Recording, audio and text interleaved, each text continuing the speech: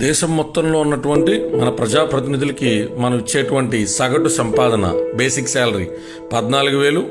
Special elevens 8,000 ప్రతి నెల, bullet proof వాహనం ఉంటే కనుక 30,000 రూపాయలు ప్రతి నెల, సొంత వారి ఖరీదైన వాహనం కొనుక్కుంటే 30,000 రూపాయలు ప్రతి నెల, వెనకాతల సెక్యూరిటీ వాహనానికి 25,000 రూపాయలు ప్రతి నెల, అక్కడికి వెళ్ళి వచ్చేటువంటి జనాలకి నియోజకవర్గంలో 8,000 రూపాయలు మెయింటెనెన్స్కి ప్రతి నెల, అలాగే ల్యాప్టాప్ కంప్యూటర్కి 25,000 రూపాయలు, అలాగే సామాగ్రి ఏదన్నా కొనుక్కోవడానికి 3 లక్షల రూపాయలు ఒక్కసారి ఇచ్చేటువంటి వన్ టైం అలవెన్స్, ఇంట్లో పెంగాని సామానం కొనుక్కోవడానికి సాధారణ ఎమ్మెల్యే గారికి 1,50,000 రూపాయలు ప్రతి నెల, 3 స్వీపర్లకి 6,000 రూపాయలు ప్రతి నెల, అలాగే ఆయన ఇల్లు మెయింటెనెన్స్కి సుమారు 1,00,000 రూపాయలు ప్రతి నెల,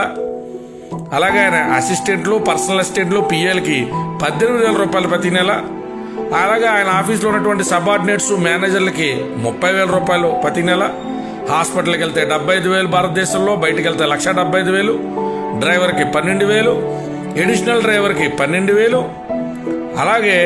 నియోజకవర్గానికి సంబంధించినటువంటి మెయింటెనెన్స్కి 1,16,000 ప్రతి నెల, అలాగే ఆయన కుటుంబ సభ్యులు తిరగడానికి ఫస్ట్ క్లాస్ ఏసీలో ఉచిత టికెట్లు, అలాగే ఇవన్నీ కాకుండా అసెంబ్లీలో నిమిషానికి 10,500 రూపాయలు వాళ్ళ ప్రసంగాలకు మనం ఖర్చు పెట్టేటువంటి డబ్బులు. ఇది సరిపోదన్నట్టు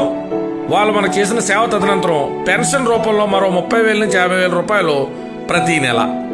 ఇస్తూ మన ప్రజాప్రతినిధుల్ని మనం పెంచి పోషించు. 2,000 రూపాయలు జీతం ఇచ్చే పని మనిషి ఇంట్లో పని సరిగ్గా చేయకపోతే కేకలేసే మనం ఇన్నేసి కోట్ల రూపాయలు ఒక్కో ప్రజాప్రతినిధి మీద డైరెక్ట్గా, ఇండైరెక్ట్గా అంటే నేరుగాను అతని చుట్టూ ఉన్నటువంటి సౌకర్యాలు సమకూర్చడం ద్వారాను కోట్లాది రూపాయలు ఖర్చు పెడుతున్నటువంటి మనం ఎందుకు ఆ మనిషిగా డబ్బులు ఖర్చు పెడుతున్నామని ఎప్పుడైనా ఆలోచించావా? ఏదో ఇంటి కొత్తరుడికి ఇచ్చినట్టు ఇన్నేసి సౌకర్యాలు మనం ఓ వ్యక్తికి కల్పించేది వేరే ఏ ఆలోచన లేకుండా